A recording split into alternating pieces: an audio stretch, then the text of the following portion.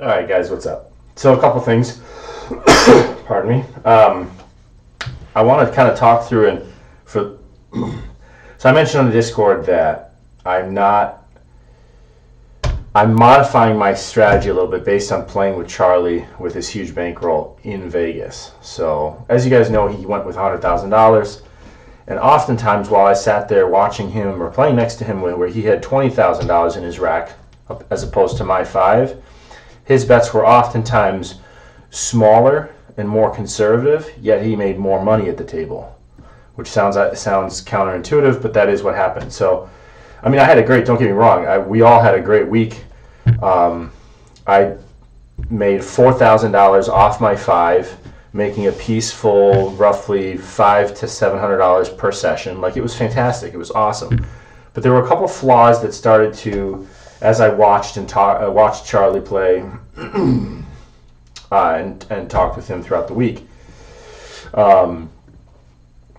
There's some things that I started to mull over in my head about what I was doing or could be doing better, not necessarily was doing wrong, but some vulnerabilities. So I just wanted to talk through some of that because you guys, especially for those of you who've been watching my road to 5 or to 100,000, I've been using those strategies and that progression, particularly inside. It's this progression here that really started to concern me. And I'll explain to you why, right? So we know, well, first, let me remind everybody. So this is my 5K bankroll. You can pause it if you want to count it out. But the way I do it is I got 3 golds and then fill up the rest of the way minus 4 chips on the top. So you end up having 13 blacks and 3 golds. And then a full stack of green, full stack of red. And then a stack of red, again, minus 4 chips. That's because those $20 make a full stack of white over here. So that's how I, at a glance, I just make sure these 3 stacks are full and these 2 stacks have 4 chips less. Okay, so that's a quick count trick for you. All right, so my progression, as you may remember my little chicken scratches from before, I'm not sure if you can see that with the light, there we go. We started with 40, I started with 44 inside, and then if a second 7 was rolled, I would come up to 220. If a third 7 was rolled, I would turn it off, wait for the next come out. 1100 was the next, and then 2400, or if I could afford it, 4400. And I'll show you what that looked like here on the inside. So 44 inside. Now remember, this is also a $10 table, so we could only find $15 tables out there. There was never anything lower than that, which is fine. But anyway, so that's our 44 inside. If that fails, we're at 220 inside. Right, which, not terribly nerve-wracking. It happens often enough. You get used to that amount of money up there. Okay. Then it starts to get a little bit less comfortable, right?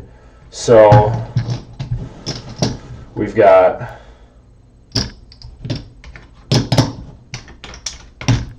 all right. So we got 250 on the outsides, 300s on the insides. So you've got a $300 6 and 8. So that's $1,100. That's still not terribly hairy, but again, as Charlie always says, it's the next bet. What's the last bet in your sequence? So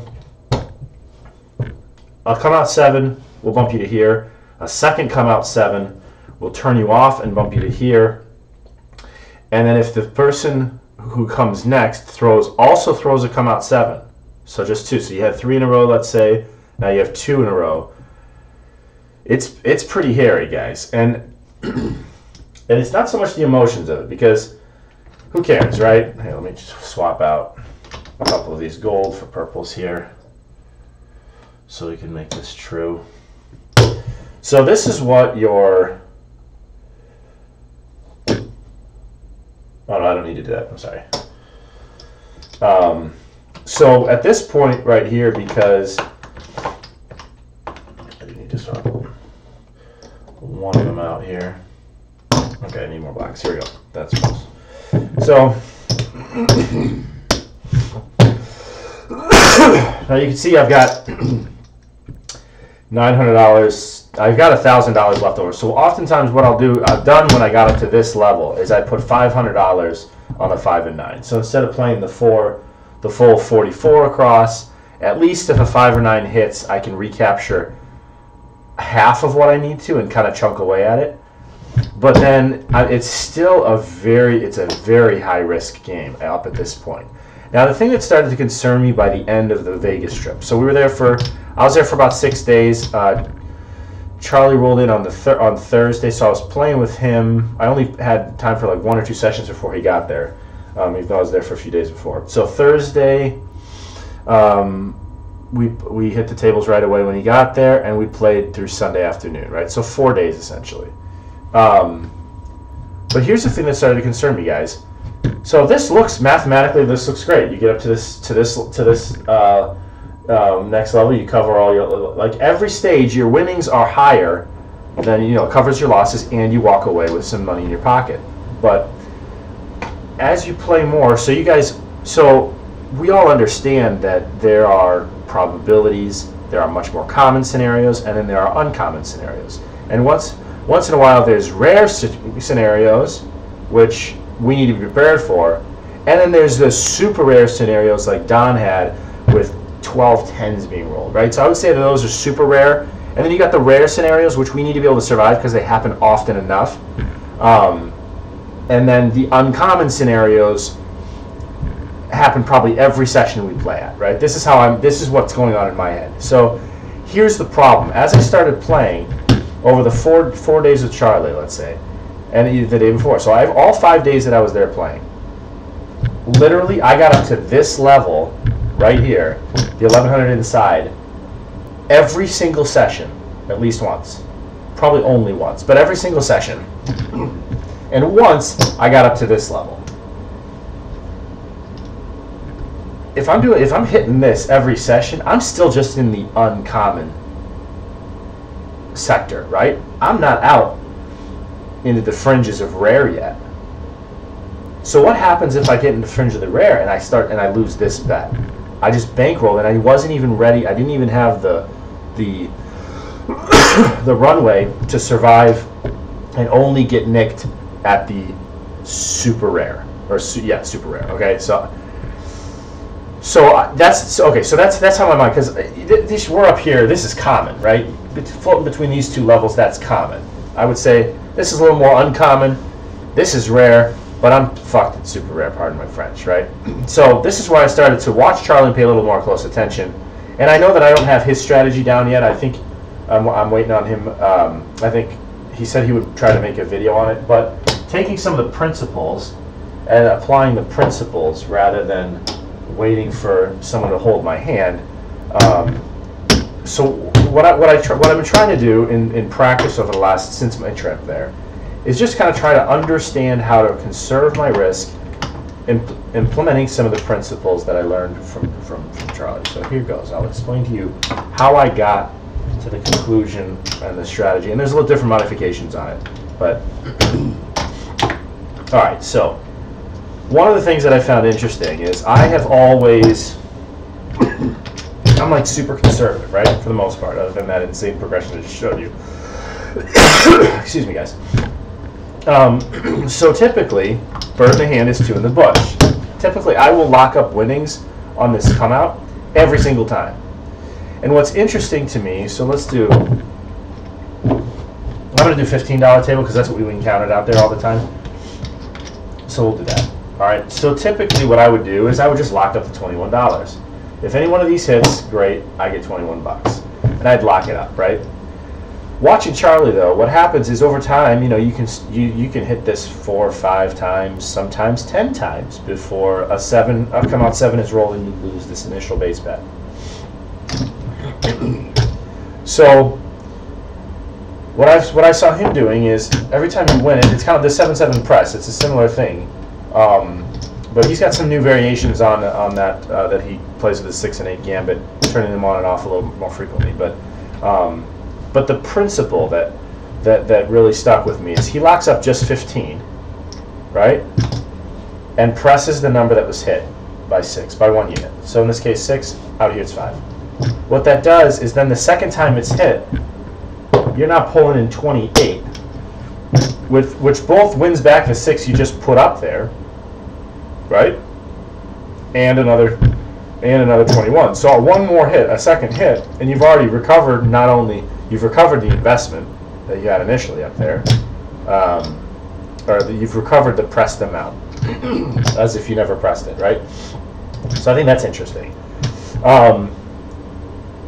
Okay, so as you go, you can keep pushing, and I think that's how his wins, a big part of how his wins accelerated and went exponential and not so linear, because mine tend to be just very linear, chipping away, grinding, which is fine, but it's a little bit more fun this way. So then a couple other variations that I saw him do something similar to, and I'm not going to remember exactly how he played because I don't remember, but here's something that I thought was interesting. So one can come out.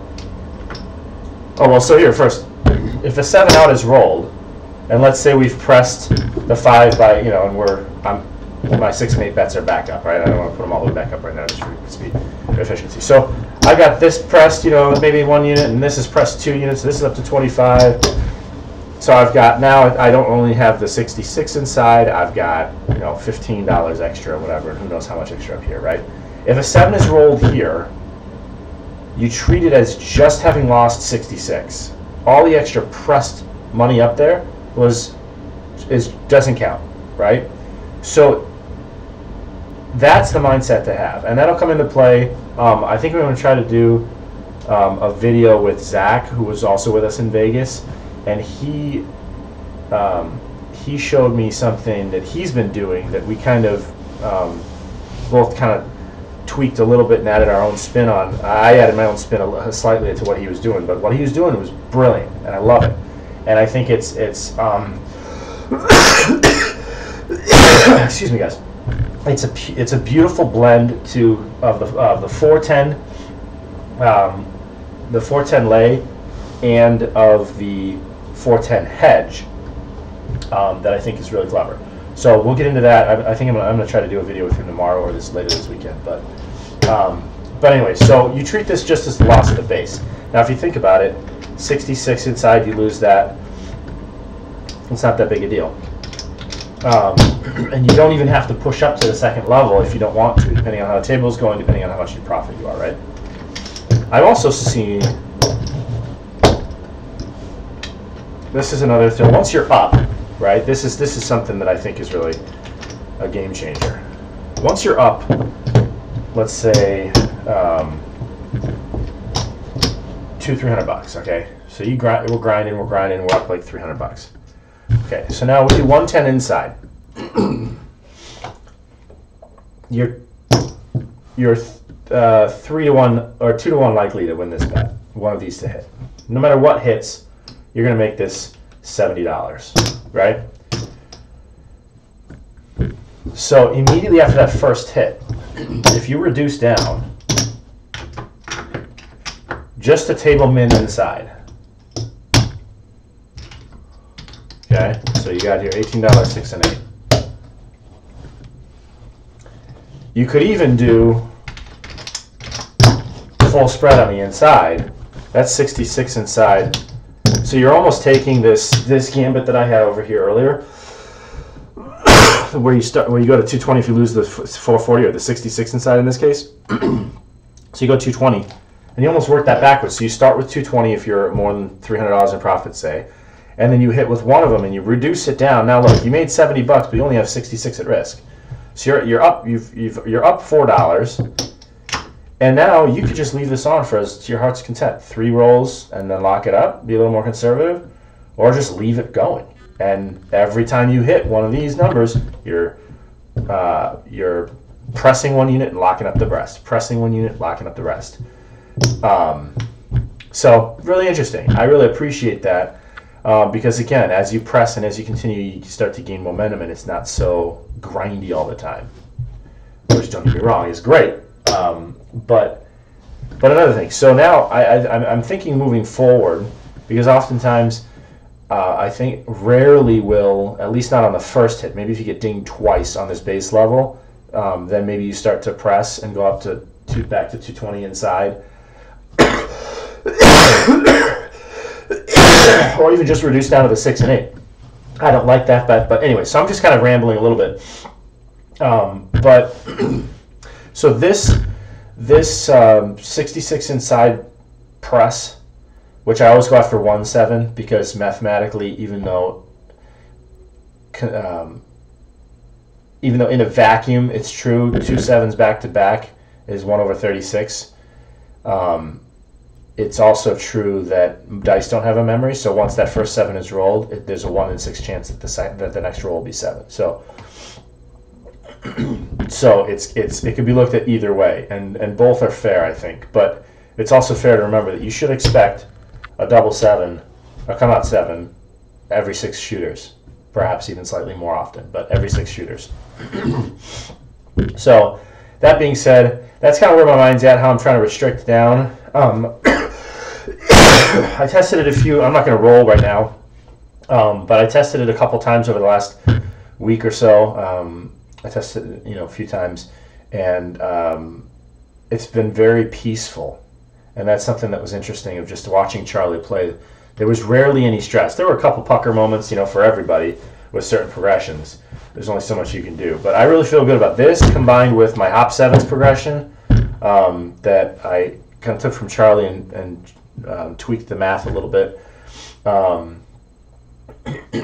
So this is a perfect counterbalance, I think, because you get 4 or 5 hits here, and then you're running your hop 7s, so you're going to be losing that bet and progressing up, and then you're going to make $50.